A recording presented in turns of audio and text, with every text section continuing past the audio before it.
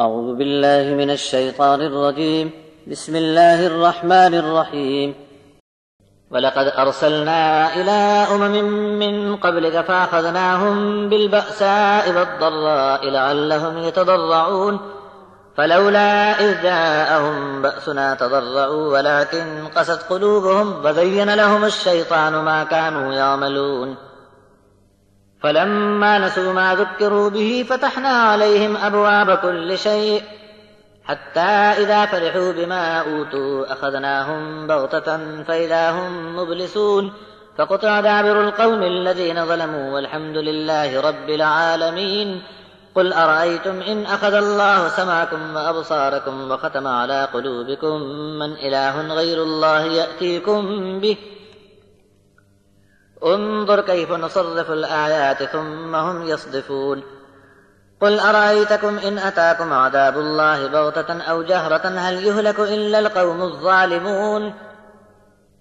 وما نرسل المرسلين إلا مبشرين ومنذرين فمن آمن وأصلح فلا خوف عليهم ولا هم يحزنون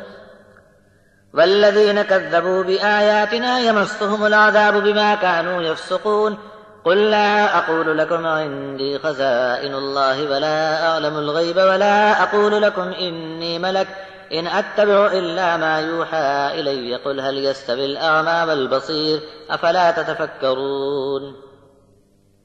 اور تم سے پہلے بھی بہت سی امتوں کی طرف ہم نے رسول بھیجے تھے، پھر ان امتوں کو سختی اور تکلیف میں پکڑا تاکہ وہ ڈھیلے پڑیں۔ پھر یہ کیوں نہ ہوا کہ ان پر ہمارا عذاب آ گیا، تب ڈھیلے پڑتے اور گڑ گڑاتے، بلکہ ان کا حال یہ بنا کہ ان کے دل سخت ہو گئے اور شیطان نے ان کے عمل ان کی نگاہ میں اچھے کر دکھائے تھے۔ پس جب وہ نصیحت بھی یہ لوگ بھلا چکے جو ان کو یاد دلائی گئی تھی، تو ہم نے ان پر ہر چیز کے دروازے کھول دیے، یہاں تک کہ جو کچھ انہیں دیا گیا اس پر خوب اترانے لگے، تب اچانک ہم نے انہیں پکڑ لیا، پھر ہر طرف سے ان کی آس ٹوٹ کر رہ گئی۔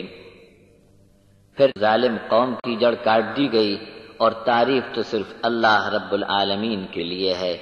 آپ کہہ دو، بھلا تم نے کبھی یہ سوچا کہ اگر اللہ تمہارے کان اور آنکھیں چھین لے اور تمہارے دل پر سیل لگا دے، یعنی بند کر دے، تو پھر کون غیر اللہ ہے جو یہ سب چیزیں تم کو واپس لا دے گا؟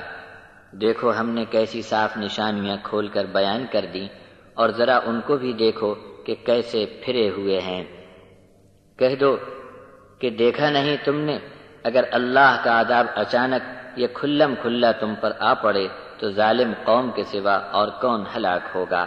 رسولوں کو بھیجنے کا ہمارا مقصد یہ ہے کہ وہ خوشی سنائیں اور ڈر سنائیں، پھر جو ایمان لایا اور اپنی اصلاح کر لی تو ایسے لوگوں کو کوئی اندیشہ نہیں اور کوئی غم نہیں۔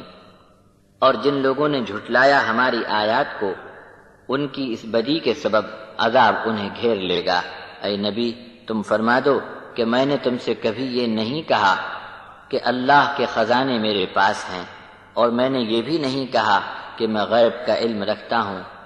اور میں تم سے یہ بھی نہیں کہتا کہ میں کوئی فرشتہ ہوں، میں تو چل پڑا اس وحی پر جو میری طرف کی گئی۔ تم فرما دو،